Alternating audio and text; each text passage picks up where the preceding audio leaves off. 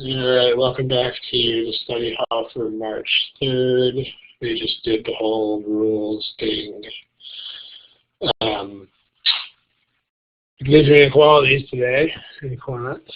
And here's the copyright notice screen again.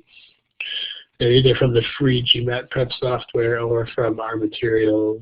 And let's do one. This one is from us. Give it a shot. And make sure, don't forget where the multiple choice answers are. Those are located here, underneath your name. Okay, go for it.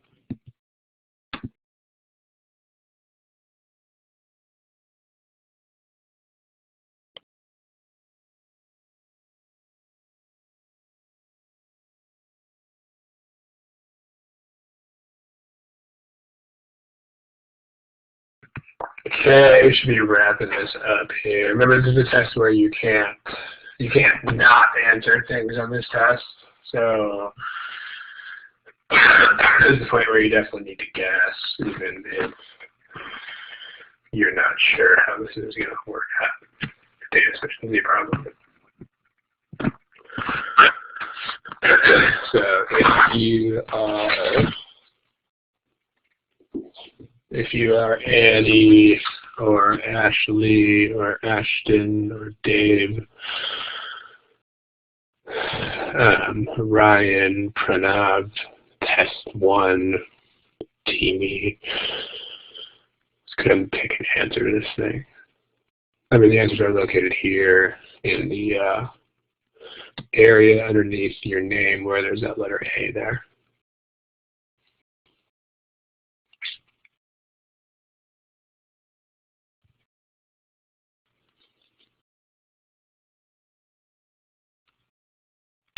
Okay, so a couple of you still haven't picked answers yet, but we gotta move with it. All right, so this is a data efficiency problem, right?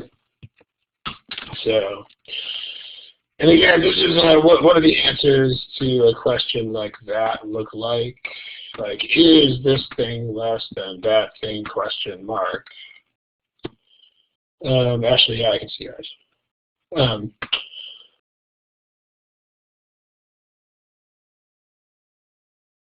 What kind of question is this?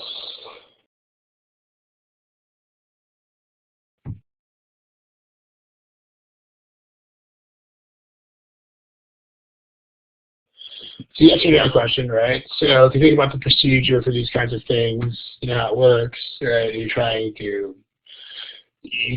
to prove not sufficient with these yes/no questions. So remember, there's two possibilities, which are you always want to try. We've had whole study hall sessions on this specific thing too, but remember that you need to translate the whole ideas of yes and no into symbols and numbers and stuff like that. You don't want to leave this in the form of yes and no.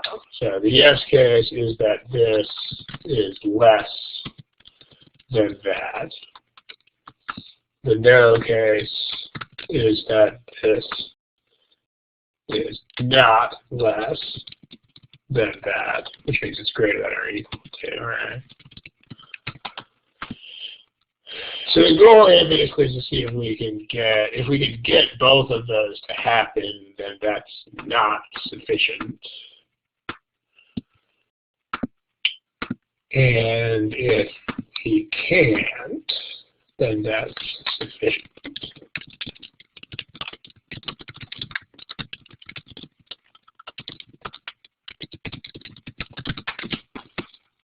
So there we go. Okay. So what's the deal? I mean, what you're going to find with inequalities in general is that in a lot of these cases, you're going to have to start thinking about cases of numbers. Like if you, with data sufficiency in general across the board, there's going to be basically two different families of approaches to these problems. See, with inequalities, though, there's a lot of things getting in the way of doing algebra with an inequality. I mean, one thing getting in the way of that is signs, because there's this whole notion of flipping inequalities around with certain operations and stuff. And then there's also, what extremes and things like that. Getting things to turn into this is a little bit weird with algebra. So if you have inequalities with data sufficiency, the point is that you should be ready to do this. Maybe not every single time. I mean, you'll occasionally get some inequalities that you can actually just solve algebraically, but for the most part, you should be ready to do this with inequalities.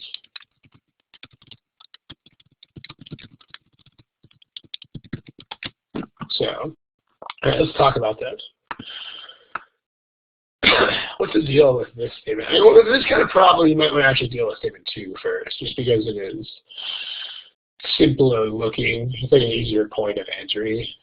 So, it's not as hard to come up with cases for number 2, or the meaning of number 2 at least doesn't have to be discerned or decoded. Or like number 2 says exactly what it looks like it says. It says A is more than B. So let's test some cases.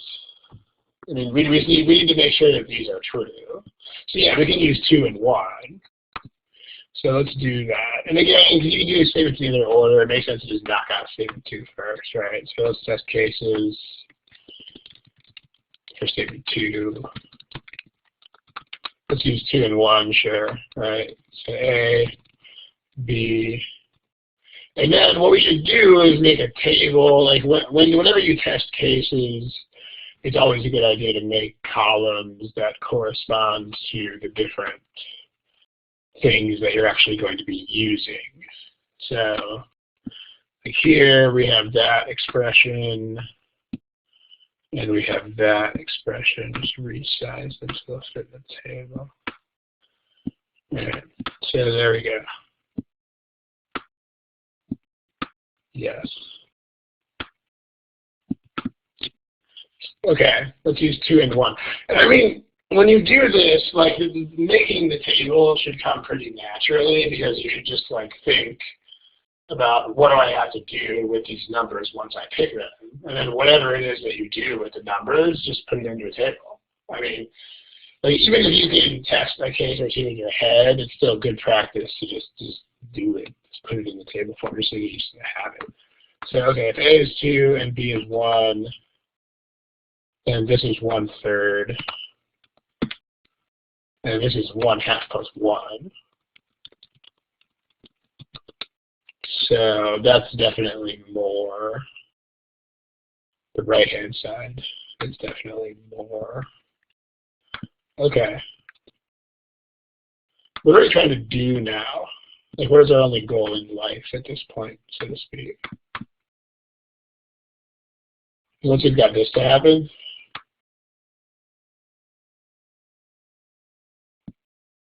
what are we trying to do? Yeah, be careful with prove it wrong. I mean, I think you're probably thinking of the right idea there, but there's no such thing as right and wrong with data sufficiency. I mean, we got this to be less than that. Yeah, we want to make this greater than or equal to that. Again, but make sure that you're not thinking of these in terms of abstractions. Like, make sure you're not thinking of, I need to go to no or prove it wrong. I mean, because those are not things. I mean, if you're typing that because you're being too lazy right now to type the math symbols, then that's fine. But if you're actually thinking about the problem in terms of the words yes and no, or like anything like that, in terms of proving and disproving, that's too abstract. I mean, make sure you have a goal that's actually a goal. Like, I mean, make this bigger than that. But, okay. So what's one way that I could do that?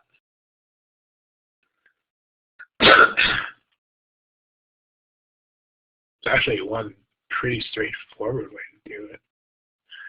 Yeah, you can just make them negatives, right? You use the same numbers that are negative. So, I mean, you gotta make A -1 this time, and B -2, just so the bigger one is still bigger. But, sure, right? So then these are just gonna be the opposites. Everything's the opposite of what it is over there. That's -1/3, and that's just gonna be -1/2 -1. So that's gonna work out the other way. It's going to be greater than or equal to. I mean, it is greater than, but again, as long as it's greater than or equal to, you're good. So this is not sufficient. Yeah, negatives are fine. I mean, there's nothing here that's precluding the use of negative numbers. I mean, the only thing you can't do is you can't let one of them be 0. And so the product can't be 0. So all that means is you can't use 0 for either number. And A plus B can't be 0. Well, that just means they can't be opposites of each other either. So yeah, nothing precluding negatives here. So there are a lot of people who pick D to this. And actually a lot of people who pick B too. Like a lot of people. But no, statement 2 is not sufficient. There it is. I think that's a big takeaway because I mean these are not, you know, crazy obscure cases or anything. I mean, so there were a total of 18 people here out of 30 something who actually. Sorry, there were a total of 12 people who thought that statement 2 was sufficient. Because that's adding up the people who picked D and the people who picked B. And actually, I think there were more than that originally because some people are shifting their answers now. So. A lot of people. I mean, big takeaway. Big takeaway. I mean, think about signs when you deal with inequalities. Because here, all you gotta do is just pick a negative, right? It's not anything crazy. Any questions about statement 2?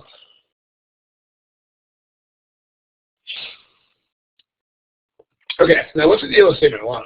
Like, what do you think of when you look at this weird-looking statement? Like, what math concepts spring to mind when you see things that look like this? Does that make you think of anything? And that's what they are. They are absolute values. But I mean, like, what other math concepts are tied very closely into those? Yeah, signs, right, for sure. So like these should make you, I mean, because absolute values ultimately have everything to do with the sign of a number and very little to do with much else.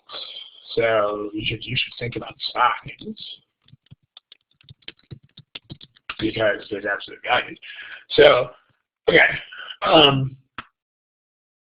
When we know they can't be 0, so we only have to think about non-zero signs, which is nice because if they were allowed to be 0, we would have a lot more cases to deal with. But there's only 4 cases possible, right? You can just kind of think about it. You can just think about it exhaustively if you want. I mean, can you have positive? Can you have positive, negative? Can you have negative, positive? And can you have negative? And let's just talk about those. I mean, you can plug in numbers if you have to. If it's too abstract for you to think in terms of just signs, then don't think in terms of just signs. Go ahead and plug in. But yeah. I mean, if they're both positive, it's probably pretty clear that, hold on a second. So it's probably pretty clear that both positive will work, right? Because if you plug in 2 positives, then the absolute values are the same as the original numbers. Like if you imagine plugging in numbers like 5 and 4, then, you know, still 5 and it's still 4. So positive would work just fine.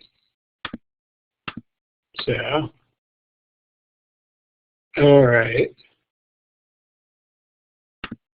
What about the rest of these? So this will work. If they're both positive, it'll work. What about positive and negative?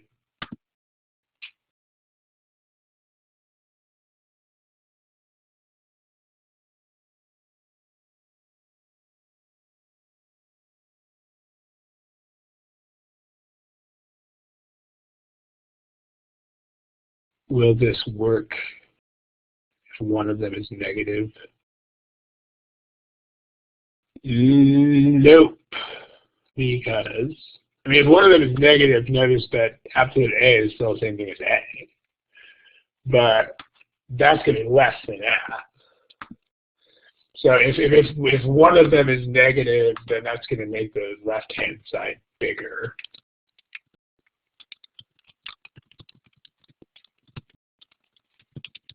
And that same thing's going to happen if the other. It doesn't matter which one is negative, because the same thing will happen in both places.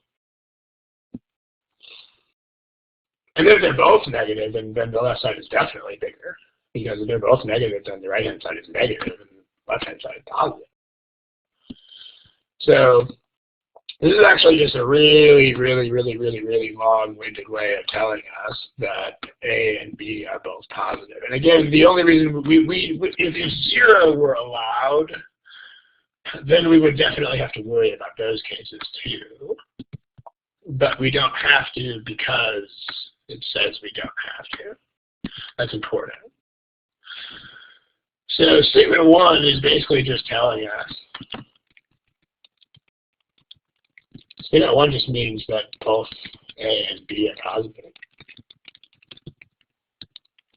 Okay.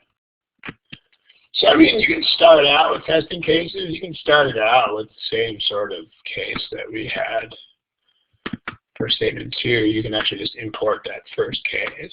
You can use 2 and 1.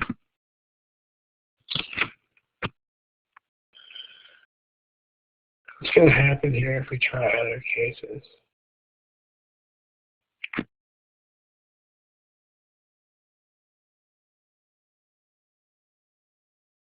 I'll give the game away here just so we can get to other problems, but if you throw in a whole bunch of other positives, they're all going to do the same thing.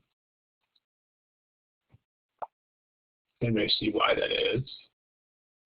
I mean, one thing you definitely don't have to try is numbers like 1 and 2, because these are symmetrical expressions. Like if this is A plus B, and this is 1 over A plus 1 over B, so switching A and B won't do anything.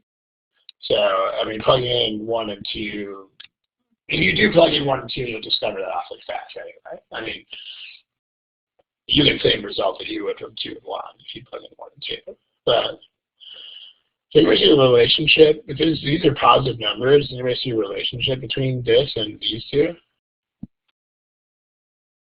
Relationship.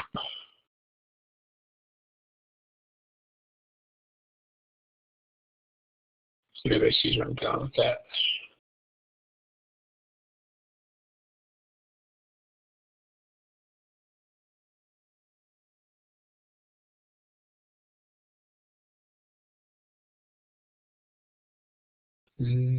So we'll type in.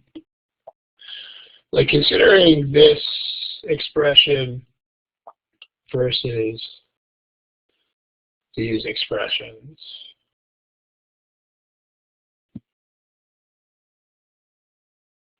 You can try to make that into A plus B over AB, but I don't know what that would do for you.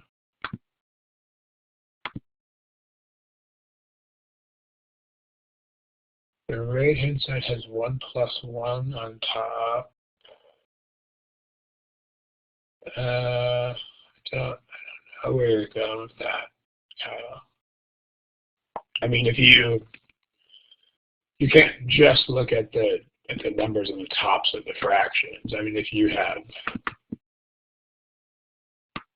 like, I mean, maybe you're implying more than you're writing here, but if you have something like this, I mean, if you had 1 1/2 versus something like 1/7 plus 1/8. I mean, 1/2 is bigger. So that's not necessarily. Aha! Yeah, look at what Dave's writing. I mean, if you think about it, these are positive numbers, right? I mean, let's just think about this. Forget 1/b for a second. I mean, just think about this. Just think about 1/a plus b versus 1/a. Just those two by themselves. I mean, which one of those is bigger?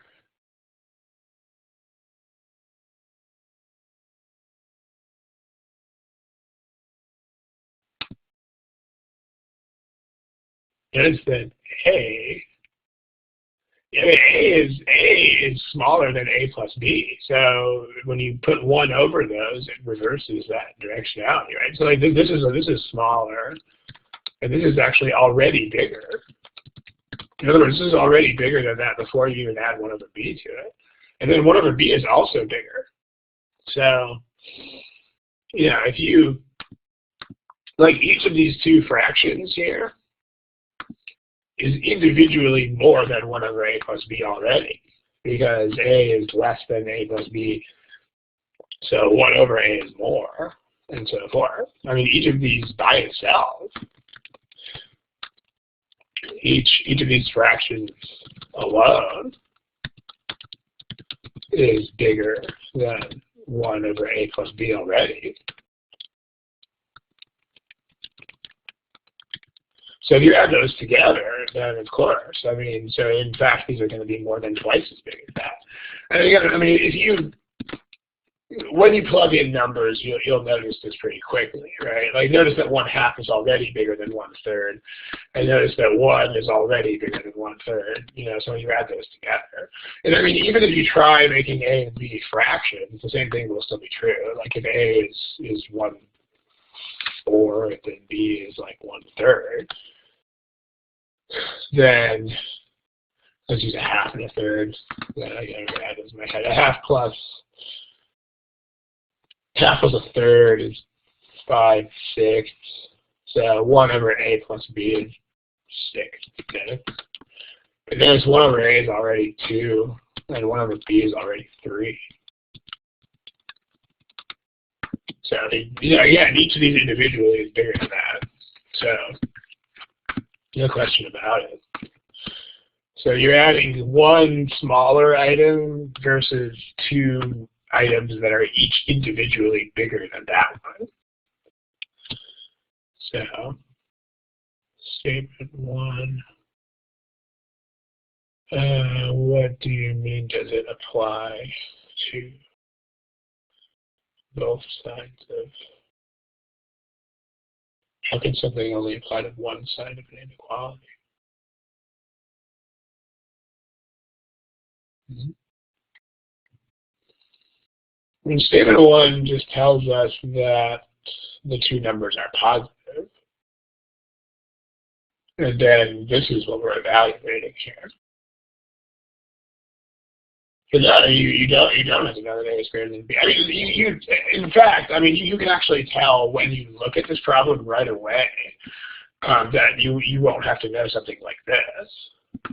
Because if you look at these expressions, these are symmetrical expressions. Like if you switch A and B, then this is the same as it was, and this is also the same as it was. So just by looking at that, you can tell that A greater than B shouldn't matter at all. Because you need a certain amount of intuition about numbers and symmetry and stuff to realize that. But there's switching A and B in these expressions doesn't change anything, so it can't possibly matter which one is bigger. Like that can't make any difference because switching them doesn't change anything.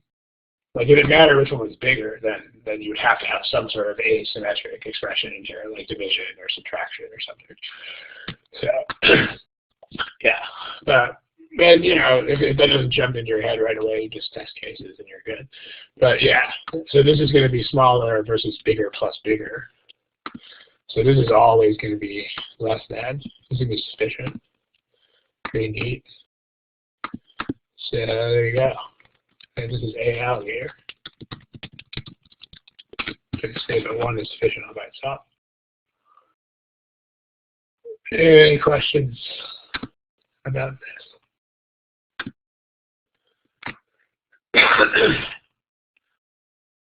Yeah, one person typing. That would be not anything simple.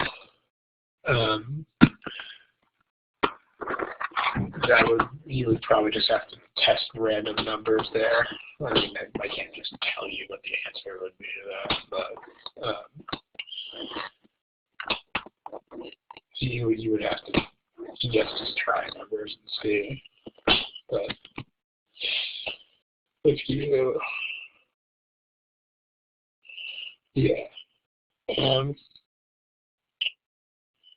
okay, statement 1 for statement 2. I'm not sure what you mean by that. What do you mean by use? What do you mean by use statement 1 for statement 2?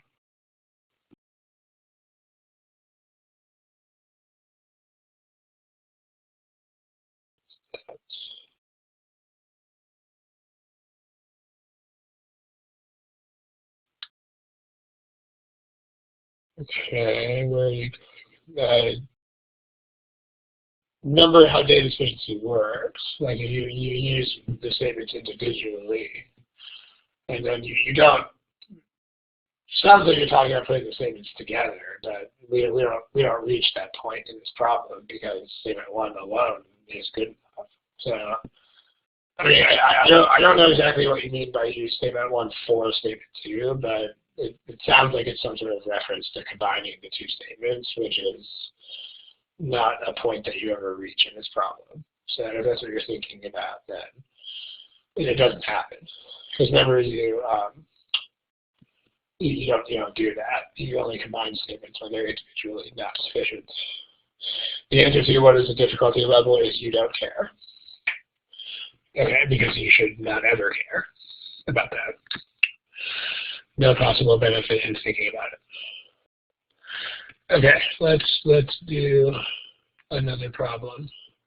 I mean, really, people ask this question in almost every single one of these, and I mean, there's zero benefit from thinking about it, and there's a lot of potential cost from thinking about it, because thinking about that will just take away brain power. I mean, my favorite analogy for this is imagine that you're getting shot at with someone's shooting at you with a gun for about 5 minutes, and you have to dodge the bullets and stay alive.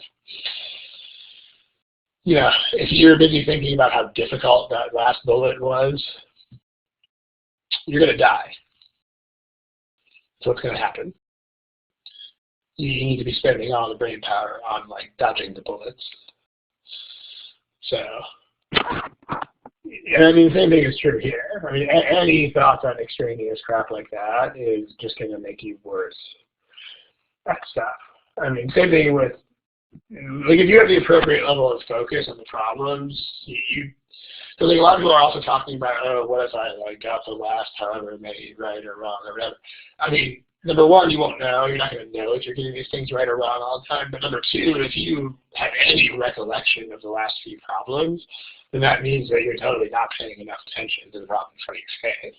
I mean, that's the other thing. That you should have so much focus on the problem in front of you that that you should not even remember what the last few problems were, much less how you thought you did on them. Warcraft. I have no idea what that means, but okay. Unless you just mean war, like warfare. But otherwise, I don't know what you mean by that. Okay. Okay, apparently there's an inside joke that I do not get because people are laughing at me. Okay, let's move on to the next problem. Let's do another one of these. Okay, how about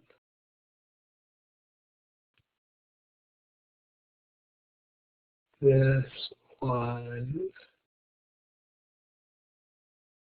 I mean, it's some kind of movie reference or something that I'm not gonna get those because I am totally not. Nope. That's sort of pop culture stuff. Not very my world. Okay. There's a problem. Remember where you find multiple choice answers.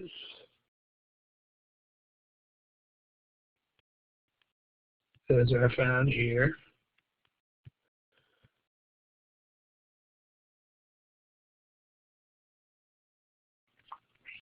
Okay, we should probably pick a thing here pretty soon. There's still a lot of people without answers here, so I'm going to give you another minute or so on this thing.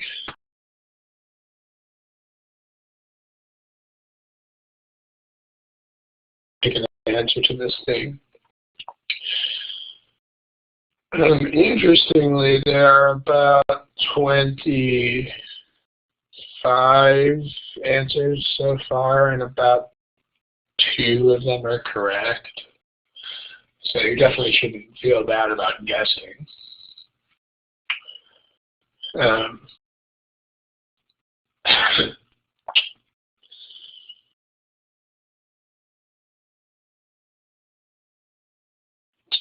Definitely shouldn't feel bad about guessing. Okay. Let's take a look at your name.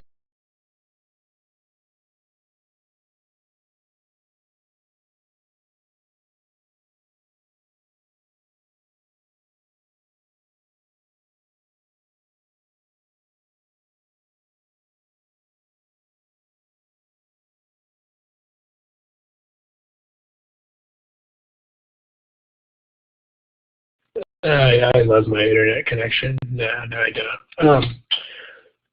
Okay, this is a yes/no internet. This is a yes/no data sufficiency problem, so you have the same kind of goals that you do in other yes/no data sufficiency problems, right? So you have the yes case, which is that x to the fourth plus y to the fourth is greater than z to the fourth. And then you have the no case, which is that x to the fourth plus y to the fourth is less than or equal to z to the fourth. And those are the things that you want to make happen. And again, these are the goals, right? I mean, I strongly suspect that a lot of you guys who, especially if you have an answer like B or D, where you thought something like statement 2 was sufficient, I strongly suspect that you didn't really have these goals clarified in the first place. Because if you have these, at least with statement 2, you should be able to knock that out pretty quickly. I mean, statement 1 is a bit of an interesting animal here, but if you have these goals concretely specified, then statement 2 is not so bad. Okay, now also, when it comes to questions like this, I mean, really, guys, when it comes to stuff like this, I mean, I know I've kind of delivered this life lesson in these workshops before, but just remember, it's the same secret that 90% of life is, which is do stuff and don't not do stuff. I mean, really, like, you should really try to avoid making yourself go through a whole decision tree of stuff before you even start doing a problem. Like, that's what you do not want to do. I mean, you should just do things. I mean, if you do, and like the other thing is you don't have any patience. That's not a universal life lesson so much. There are times in life when you do want to have patience, but in this test, no, you should not have any patience. So like basically if you feel like doing this algebraically, then you can try, but if it doesn't go anywhere, then you should just quit it. And the point is that you should not shove variables around the page for like 15 minutes before you quit. I mean, I've also said this before in these workshops, but like three of the biggest reasons why I have 2 perfect scores on this exam are I have no patience, I have no perseverance, and I don't really care about things that much. And like a lot of people really don't like to hear that, especially people who have this strong traditional work ethic. But it is true. This is how this exam works. I mean, like I pretty much, if something is not working, I kind of don't keep working at it because I'm just not that kind of person. And if you are, you really have to cultivate not being like that for this exam because it's how it works. And in terms of not caring about stuff, you have to be able to let go of the problem, guys. I mean, if you're not getting somewhere with it and you have to guess, then, you know, life just kind of works that way sometimes. And you have to guess. And oh well, and you let it go. So you can't care that much about any one particular problem. So, but okay. So can you simplify the original expression? You tell me, can you? Is there any way to simplify a sum of squares or even powered? There's not really one that I know of.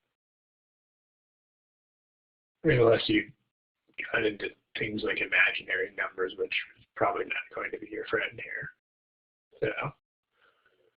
So differences of squares you can simplify. I mean, simplify is the wrong word anyway, because like if you make, you know, a squared minus b squared into a minus b times a plus b, you're not really simplifying anything, you're just transforming it in a different form. But like it should be clear that there's no, okay, I mean, I'm being nitpicky with words here, but here are 2 differences. Like if you have x plus x and you change that into 2x, that's simplifying. If you have something like a squared minus b squared and you change that into a minus b times a plus b, this is not simplifying. Because neither of these directions is simpler than the other one.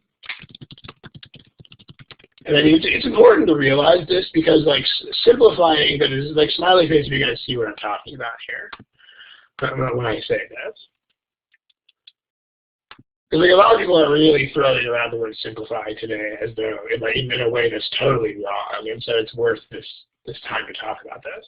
Because, like, simplifying that's actually simplifying, like this, you should always do, and there's no reason to ever not do it. So, like, if you have an x plus x somewhere in your expression, you should always make that 2x immediately whenever you see it. If you know, anything like that. If you have 10 over 2, you should make that 5. You get the point. So, but here, these are not, there's no simplifying of this, because that would imply that one of these is better than the other one.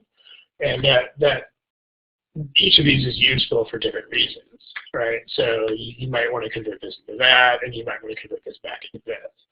So I'm kind of being nitpicky with words here, but I'm not really being nitpicky with words, because the way that you think about things that are actually simplifying is very different than the way that you think about stuff like this. Like stuff like this you do only if you have a reason to do it, whereas things like this you just do. You just do them and then you turn your brain on. It's a big difference. So, I mean, in that respect, it should be pretty obvious that there's not really any way to simplify this or this. I mean, I can't even think of anything algebraically to do with them at all, but there's definitely no way to simplify them. So that much should be clear. So, well, so if you don't know whether you can do things like that, you know, because like some people in the sort of heat of the moment or whatever will forget whether certain types of algebraic rules work or not.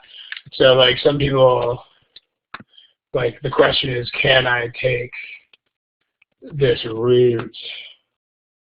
I mean, this is squares, but same difference, right? Like if you forget whether you can take this and make this into x plus y, I mean, some people forget about that, right? So just try numbers. And let's just try, like, x is 2 and y is 3. Then this is going to be the square root of 4 plus 9. And this is going to be 2 plus 3 is 5. That just doesn't work. I mean, you can totally do this on the fly, like during the time that you have for the problem. I mean, this is not something that you don't have time to do. So if it doesn't work for square roots, it's definitely not going to work for fourth roots either, because same deal, right? So okay, but yeah, do stuff, don't not do stuff. So like, the point here is like if you try algebra, it doesn't go anywhere. You need to quit as soon as you are not 100.00000% sure that you know where you're going. I mean, this needs to be like driving your car somewhere where you're sort of late. Like the minute that you are not absolutely sure you are not driving in the right direction, you will pull over. Like you don't just keep driving until you are hopelessly lost. This is the same thing. Like you should not keep shoving X's and Y's around and hoping that cool things happen, because they won't. Okay, but long story short, if you try algebra in this problem, it doesn't really work. So it doesn't try it, it's not going to go anywhere. So if you can experiment with it, but the point is this moment should come pretty fast. This moment of like, oh crap, I don't know where I'm going with it. So anything like that, it's going to be randomized. They're very good at randomizing stuff. So if you're legitimately down to C and D, it's probably about a 50-50 shot. Okay, let's take a look. So these are the two goals. If you can make these both happen, that is not sufficient. Sure.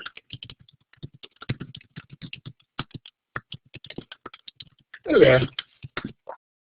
That's a typo. Let's fix that.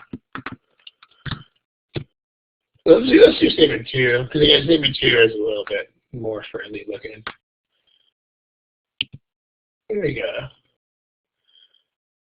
Remember, when you do these things, your first case can be random. I mean, you don't need to use your brain to start strategizing until your first case is there, because then your goal becomes to find whatever didn't happen in the first case, right? So like, what? Someone give me a set of numbers, x plus y greater than z. Give me some numbers. Jaya is going to give us some numbers. No. What do I have? 2, 3, 2 plus 3 is not greater than 5. We can't use that.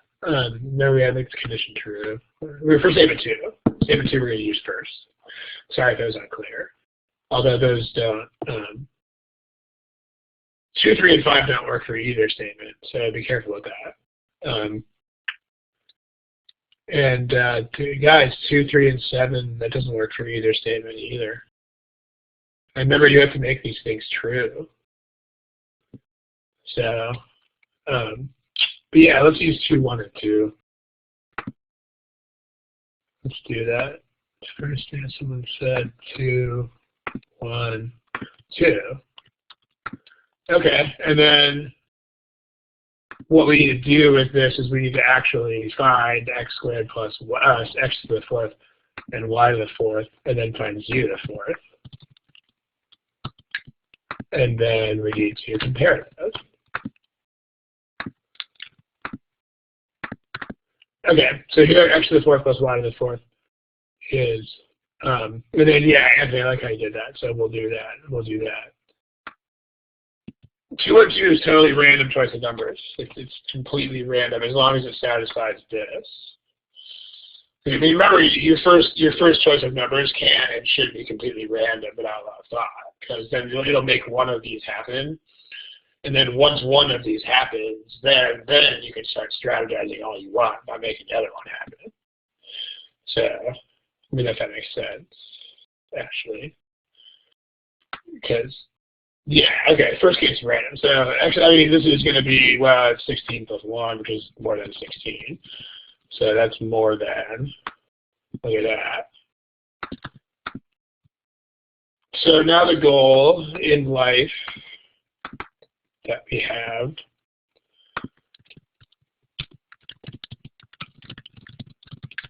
is to make the left-hand side, to make x to the fourth plus y to the fourth less than or equal to z to the fourth. Okay, I mean, while still keeping this condition true. So I like the way that Anthony did this. Because, yeah, I mean, the thing is, like, this shows one way to strategize this pretty well. I mean, if you make these 2 and maybe 3, and then this is like a negative number, we can even just keep that as 1 for now, because then this is still 16 plus 1. But then, like, z to the fourth is something really big. So that's going to definitely be less than or equal to. Sure it is. That's kind of neat. So this is not sufficient. It's not the only way to do it, but this is a very accessible, straightforward way to do it. So, sure, this is not sufficient. Is it the only way? Not in the least. I mean, there's plenty of other ways to do it, but it's convenient. I like that. Okay. Now for statement 1. So as far as how to make the table for this stuff, I mean, what you should do is just think about what you have to do.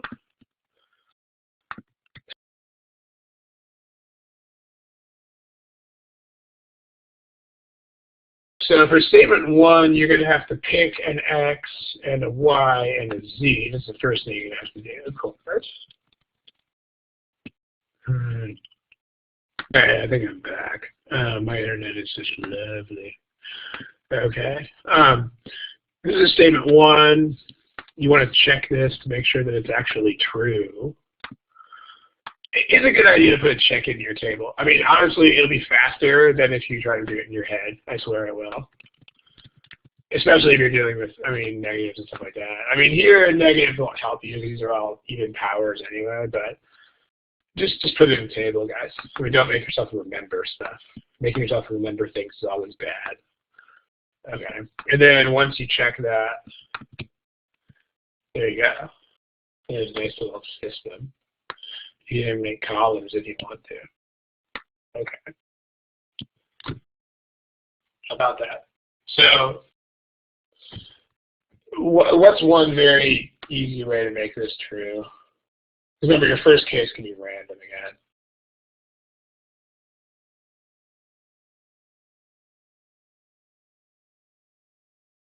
Yeah, you could just make them like 1 and 1 and 1, or even Z could be 0 or something, but something like that, right? One of these easy cases. So 1, 1, maybe even 0. Okay, 1 plus 1. 1 plus 1 is definitely greater than 0. So this is still 1 plus 1, and this is still 0. All right, that's greater. Same goal in life. Goal in life is to get great eyes. Now is to get less than or equal to. That's what we want.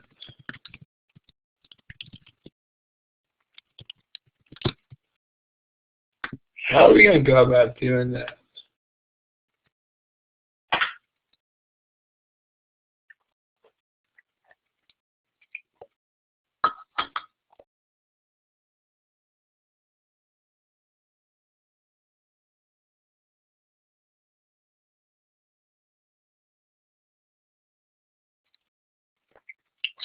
Two, 5, and 7. Okay. If we try 2, 5, and 7, then this isn't going to work. Yeah, if we try 2, 5, and 6, okay, let's try that. This is exactly why we want this middle column in our table. If we try this, it's going to fail it, right? 2 plus 25 is not greater than 36. So that's not a case. We can't use that. So this is just gone.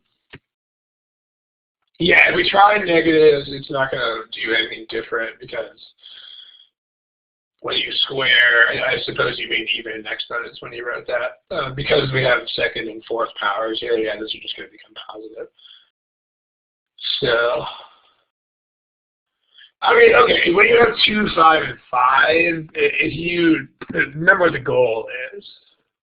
The goal is to try to make this left-hand side less than that side. So, I mean, if you have a 5 here and one of these is also 5, that's definitely not going to happen because you know something else to the fourth plus 5 to the fourth is definitely going to be bigger than 5 to the fourth. So there's no point in trying that. What about fractions? Oh, hey, cool. Also, Dave, your example works too, which we'll get there in a sec. Let's try fractions. I mean, what makes you, Andy? What makes you think about fractions? Did you just come to you in a dream? What made you think about that?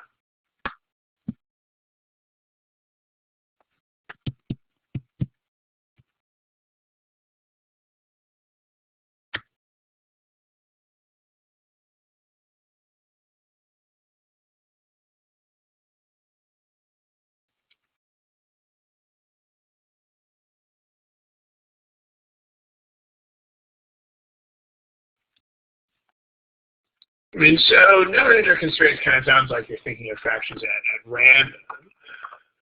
Although there's a good reason to think about them here. Yeah, that's a good reason to think about it, right? Because fractions have the opposite behavior. Yeah, right. Fractions get smaller with bigger powers. So they might make it easier to do this. I mean, they might make this happen. So sure. I mean, let's see what we can do with that. And then if we're trying to make this happen, then like we should, like x squared plus y squared still has to be greater than z squared. But we should try to make it as x squared plus y squared shouldn't be that much greater than z squared because we wouldn't want it to be that much greater. So like, because the idea is that we want this to be bigger than that, but then we want these to get smaller, right? So like, the goal here should be, I mean, we want this to be barely bigger. And so then there's in the hope that this will become the other way around when we do it with fractions. So like, we think about that, right? Like here are some like if you square 1/2, you get 1/4. If you square 1/3, you get 1/9. If you square 1/4, you get 1/16. Aha. I mean, if you think about that, if you try 1/4 and 1/4 here,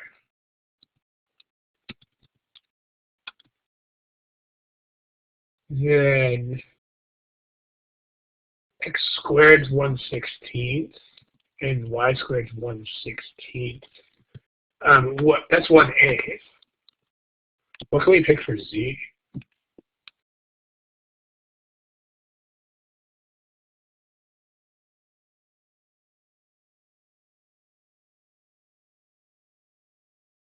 And for z, not for z squared. So, third's a good choice there. Absolutely, right? Because then it'd be 1/9. Because then 1/8 versus 1/9. 1/8 is still a period of 9. That works. That works. It's very close, and that's what we wanted to do. So then x to the 4th plus y to the 4th. Wow, that's 1/16 squared. So 1/. 1 over 16 squared plus 1 over 16 squared. And then z to the fourth is 1 over 9 squared. So that's 1 over 81.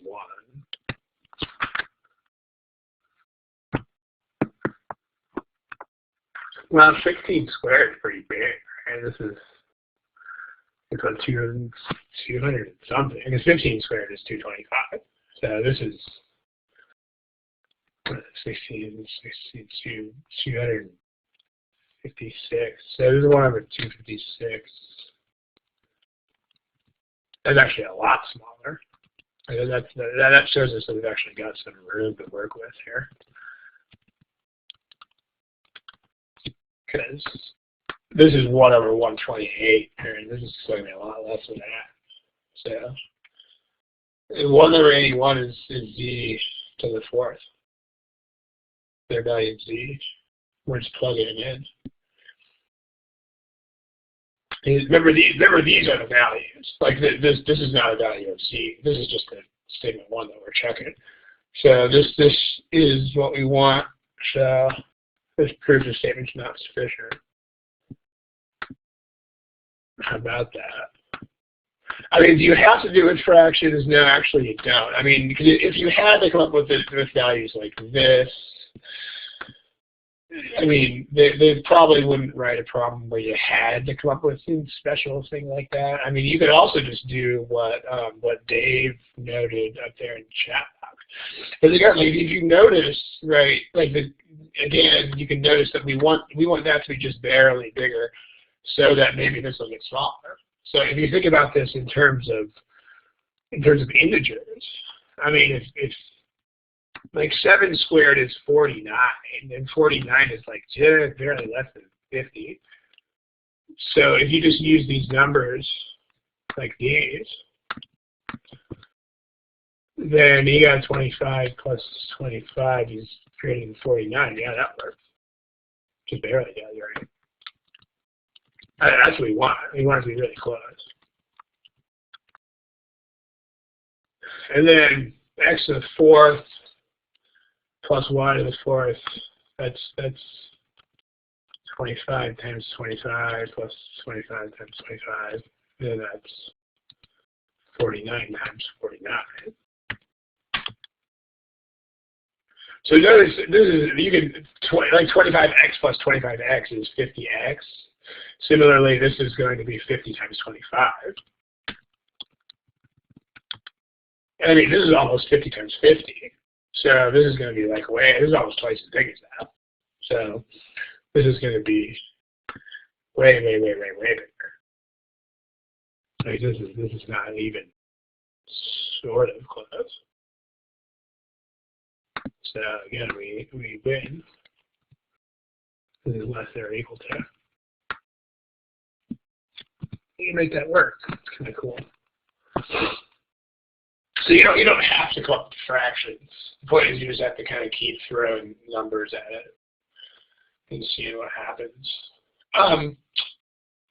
At the very worst, what you could probably do here is you can probably look at it, and because a couple of you guys looked at it and thought, oh, hey, maybe I could just like square or root the top, and it'll give me statement 1. And when you think that, you should look at this problem, and you should probably think things like, well, I bet it doesn't work like that. And so, that should predispose you against thinking these things are sufficient. I mean, you're still not going to be able to avoid having to plug in the numbers, but if you have to guess something, you should definitely guess the non-obvious looking situations here. So that's the thing. It seems like there are no constraints. I mean, I don't know if I'd say that so much, because like if you look at the not really, because like the constraints in this problem were not like real constraints. I mean, you know, like AB not equal to 0 just means you can't make it 0, but that's not a serious restriction on the numbers. And then like this just means that A can't be the opposite of B. But I mean, like the only thing we're trying to do with these is just to make sure that we're not dividing by 0. So, but apart from not dividing by 0, like these numbers are pretty much unrestricted because these numbers could be anything that makes you not divide by 0, and that is still sufficient. So, I wouldn't go there. I mean, like, if there was any sort of superficial guessing methods like that, these guys would be very good at making it not work. And then that's one thing that they do very well, the creators of this test, is they make sure that superficial guessing methods don't work. I mean, really, like if you come up with anything like, if I see this or that superficial feature of the problem, then I'm going to guess this, you're just guessing. Like there's no way that will get through their filters. Because they run statistical analyses on these things and they make sure that nothing like that really sees the light of day. So, yeah.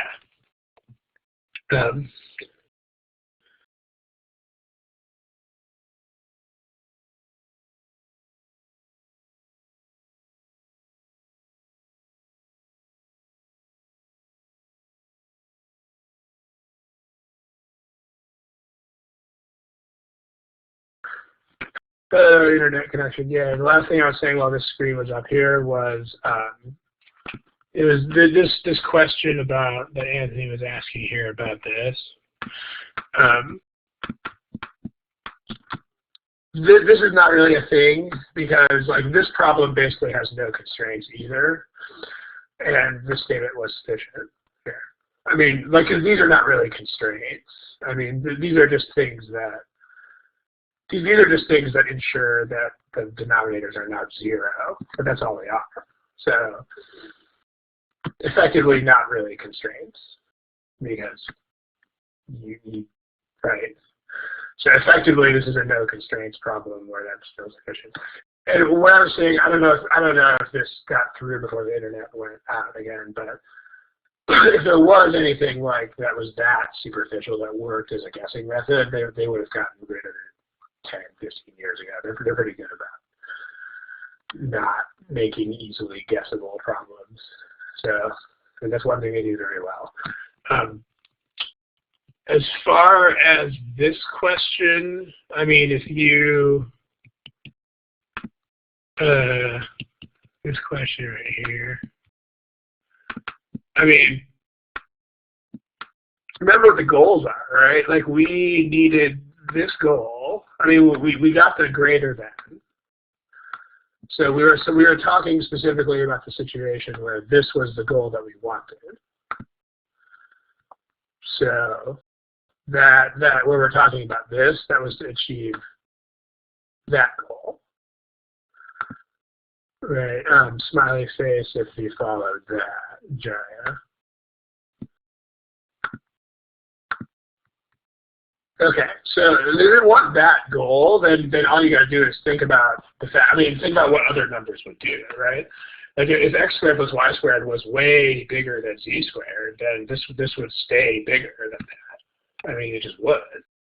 Like if these numbers were like 1,000 and 100 and like 5, then left hand side would be bigger. So if you go through a couple examples, you'll eventually realize it pretty quickly. And then the only way that you would have any shot at making this smaller than that would be if this wasn't that much bigger than this in the first place. So you don't put the two statements together because you don't. I mean, you do. Okay, yeah, you do. So if you put them together, then, so we have these two statements right here. These cases, these both work for statement 2 as well.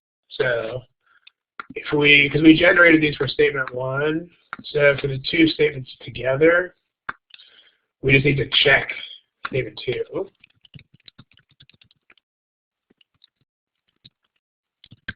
So if we do that, well, 1/4 plus 1/4 is greater than 1/3. So that works. So that works for both statements.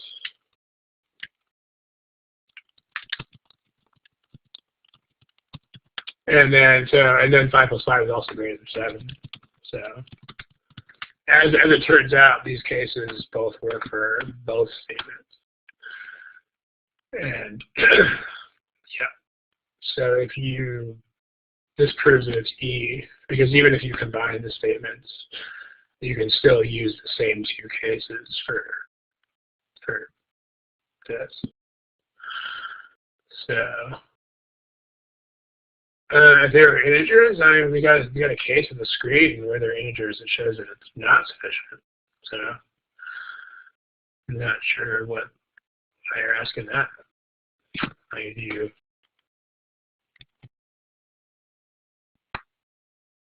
This question right here.